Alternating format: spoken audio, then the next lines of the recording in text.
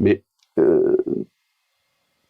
si je reviens à ce qu'on disait, la notion de il faut comprendre comment se structure le pouvoir pour comprendre à quels endroits sont les abus du pouvoir, et donc comment on fait pour limiter le pouvoir des puissants.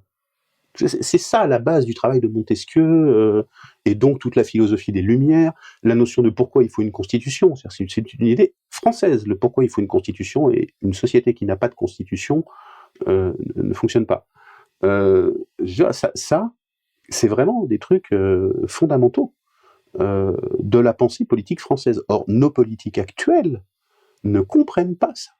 Ils l'ont appris à l'école pour le réciter à Sciences Po, ils savent le réciter, ils savent pas ce que ça veut dire.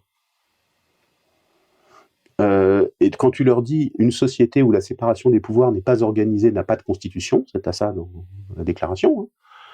Donc la séparation des pouvoirs, on en a besoin pour faire une société démocratique.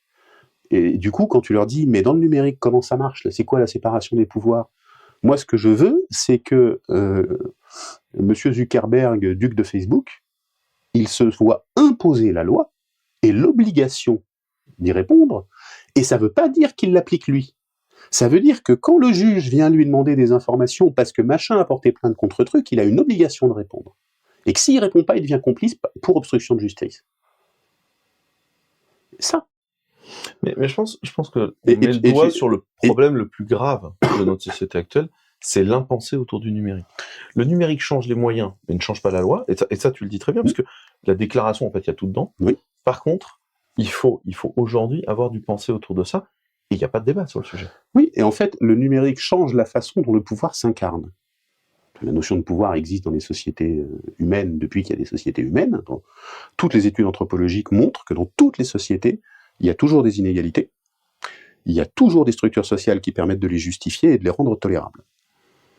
Et donc, il y a une différence de pouvoir. Zuckerberg n'a pas le même pouvoir que moi, il en a beaucoup, beaucoup, beaucoup plus.